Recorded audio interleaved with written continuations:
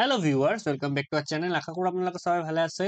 আজি মই আপোনালোকৰ কাৰণে দৰং এলপি কাট অফ 4500 কিমান যাব পাৰে এটো আলোচনা কৰিবলৈ আহিছো।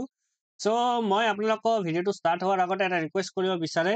আপোনালোকে যদি ভিডিওটো চাই ভাল লাগে আপোনালোকে কি কৰিব মোৰ চেনেলটো সাবস্ক্ৰাইব কৰি দিব। কিয়নো মোৰ চেনেলটো যেহেতু গ্ৰোইং ফেজত আছে, আপোনালোকে যদি এজনো এটাকে সাবস্ক্ৰাইব কৰি দিয়ে তেতিয়াহলে মোৰ চেনেলটো মানে গ্ৰো হৈ থাকিব। তেতিয়া মই আৰু কি পাম ভিডিও বনোৱাত আপোনালোকৰ মানে আৰু ভালকে দিব পাৰিম, মোৰ ইন্টাৰেষ্টটো আৰু বাঢ়ি যাব। সো আশা কৰো আপোনালোকে এইটো কৰিব আৰু পাৰিলে ভিডিওটো চোৱাৰ পিছত আপোনালোকে নিজৰ মতামতটো কমেন্ট বক্সত তলত লিখি দিব পাৰিব। তো বলক আমি ভিডিওটো ষ্টাৰ্ট কৰো এতিয়া। তো আমাৰ ফাৰ্স্ট আছে 5550 টা পোষ্ট দৰং ডিস্ট্ৰিক্টৰ এলপি ইউআৰৰ ক্ষেত্ৰত পোষ্ট আছিল কিমান 31। তো আমি ফাৰ্স্টতে 5550 টা পোষ্ট তাৰ পিছত 4500 ডিফাৰেন্সটো আমি আলোচনা কৰিম, তেতিয়াহলে আপোনালোকে বুজিব পাৰিব যে কাট অফৰ কিমান আপ আৰু ডাউন হ'ব পাৰে। সো 5550 টা পোষ্টৰ ইউআৰৰ ক্ষেত্ৰত কিমানটা পোষ্ট আছে ইয়াতে 31। সো ইয়াতে ফাৰ্স্ট প্ৰভিজনাল কাট অফ কিমান যাব পাৰে আমাৰ 65 গৈছিল 65.977, মানে ফাৰ্স্ট প্ৰভিজনাল যেটো কাট অফ আছিল কিমান গৈছিল ইউআৰৰ ক্ষেত্ৰত 65.977। সেকেন্ড প্ৰভিজনাল কাট অফ কিমান গৈছিল 65.265 আৰু ফাইনাল মেৰিট লিষ্টৰ কাট অফ কিমান গৈছিল 65.018। আপোনালোকে ইয়াতে দেখিব পাৰিব যে খালি পইণ্ট এটা কমিছে 977,265,018, মানে 65 65 65 গোটেইগিলাতে 65 আছে, মানে পইণ্টতে কমিছে বস্তুবিলাক। তাৰপিছত ফাইনাল কাট অফ ইউআৰ ওমেন ৰিজাৰ্ভেশ্যনত কিমান গৈছিল 66.246। আপোনালোকে অলপ দেখিব যে ইউআৰ ওমেন ৰিজাৰ্ভেশ্যনৰ ক্ষেত্ৰত গোটেই ডিস্ট্ৰিক্টত অলপ কাট অফ আহি গৈছে হা। ইয়াৰ পিছত আমাৰ কি আছে, আমি ফাৰ্স্ট যেটো পিএমএলৰ হাইয়েষ্ট সবতকে মাৰ্ক পোৱা ক্যান্ডিডেটৰ মাৰ্কটো কিমান আছিল 74.939 আৰু ফাইনাল মেৰিট লিষ্টৰ যেটো আমি ইউআৰৰ ক্ষেত্ৰত দেখিলো কিমান পাইছিল 65.018। তো আমি ডিফাৰেন্সটো কিমান পালো 9.921। ইয়াৰ পিছত আমি 4500 টো আলোচনা কৰি লওঁ। তো 4500 দৰঙৰ ডিস্ট্ৰিক্টৰ এলপি ইউআৰৰ ক্ষেত্ৰত পোষ্ট আছে কিমান 25। যেহেতু পোষ্ট কমি গল তো 4500 ক্ষেত্ৰত আমি এক্সপেক্ট কাট অফ ক'ব পাৰো যে 65 to 67। যিবিলাক ষ্টুডেন্টৰ 65 to 67 ৰ ভিতৰত আছে সেইবিলাক মানে চাকৰি পোৱাটো মানে চিয়ৰ বুলি ভাবি ৰাখক, কিয়নো পোষ্ট যেটো কমিছে কাট অফটো অলপ বাঢ়িব আৰু ইয়াৰ ভিতৰত যদি আপোনালোকৰ মাৰ্কটো থাকে 65 to 67 ৰ ভিতৰত আপোনালোকে চাকৰিটো পাবলৈ সক্ষম হ'ব। ইয়াৰ পিছত আমাৰ 5550 টা পোষ্টৰ দৰং ডিস্ট্ৰিক্টৰ এলপি ওবিসি ক্ষেত্ৰত পোষ্ট আছিল কিমান 31। তো ইয়াতে ফাৰ্স্ট প্ৰভিজনাল কাট অফ কিমান গৈছিল আমাৰ 61.416। সেকেন্ড প্ৰভিজনাল কাট অফ কিমান গৈছিল 61.187 আৰু ফাইনাল মেৰিট লিষ্টৰ কাট অফ গৈছিল কিমান 61.340। আশা কৰো আপোনালোকে বুজি আছে। তাৰপিছত আমাৰ final cut off OBC women ৰিজাৰ্ভেশ্যনৰ ক্ষেত্ৰত গৈছিল 61.704।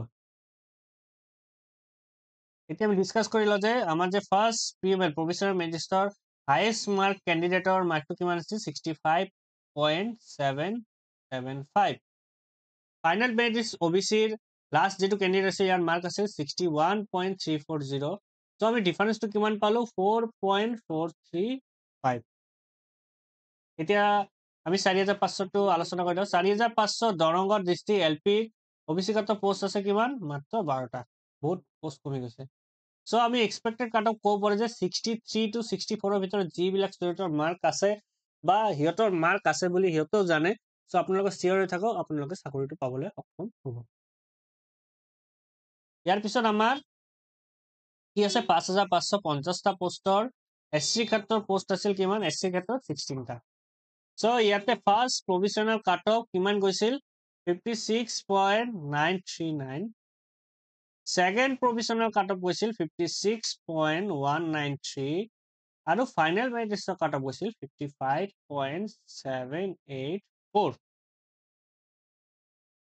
তো final cut off SC women ৰিজাৰ্ভেশ্যনৰ ক্ষেত্ৰত গৈছিল 56.863। এতিয়া আমি আলোচনা কৰিলো যে ফাৰ্ষ্ট PML হাইয়েষ্ট SC কেণ্ডিডেটৰ মানে হাইয়েষ্ট মাৰ্ক কেৰি কৰা SC কেণ্ডিডেটৰ মাৰ্কটো কিমান আছিল 63.256 আৰু ফাইনেল মেৰিট লিষ্টৰ লাষ্ট কেণ্ডিডেটৰ মাৰ্কটো কিমান আছিল 55.784 তো আমি ডিফাৰেন্সটো কিমান পালো 7.472 এতিয়া আমি 4500 আলোচনা কৰি লওঁ 4500 দৰঙৰ LP SCৰ ক্ষেত্ৰত পোষ্ট আছিল মাত্ৰ 8টা মানে আধা হৈ গ'ল বস্তুটো তো আমি এক্সপেক্টেড কাট অফ ক'ব পাৰো 4500 56 to 58 ইয়াৰ ভিতৰতে আপোনালোকে দেখিবলৈ পাব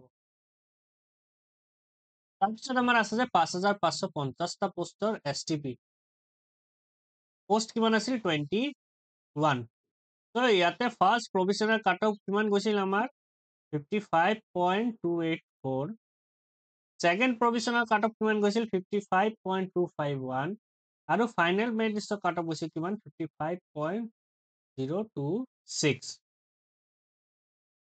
তাৰপিছত final cut off ST plain women ৰিজাৰ্ভেশ্যনৰ ক্ষেত্ৰত গৈছিল 55.828 এতিয়া আমি ডিফাৰেন্সটো আলোচনা কৰি লওঁ যে ফাৰ্ষ্ট PML যেটো প্ৰভিজনাল মেৰিট লিষ্ট আছিল হাইয়েষ্ট মাৰ্ক কেণ্ডিডেট STPৰ কিমান মাৰ্ক পাইছিল 59.906 আৰু ফাইনেল মেৰিট লিষ্টত যেটো লাষ্ট কেণ্ডিডেট আছে ইয়াৰ মাৰ্কটো আছিল 55.026 তো আমি ডিফাৰেন্সটো কিমান পালো 4.88 ঠিক আছে তেনেহলে আমি 4500 দৰঙৰ ST প্লেনটো আলোচনা কৰিলো পোষ্ট কিমান আছে 15 তো আমি এক্সপেক্টেড কাট অফ ক'ব পাৰো যে 55 to 57 ৰ ভিতৰত যিবিলাক ষ্টুডেন্টৰ মাৰ্ক ক্যাৰি কৰি আছে সিহঁতে চাকৰি পাবলৈ সক্ষম হ'ব ঠিক আছে আশা কৰো আপোনালোকে বুজি আছে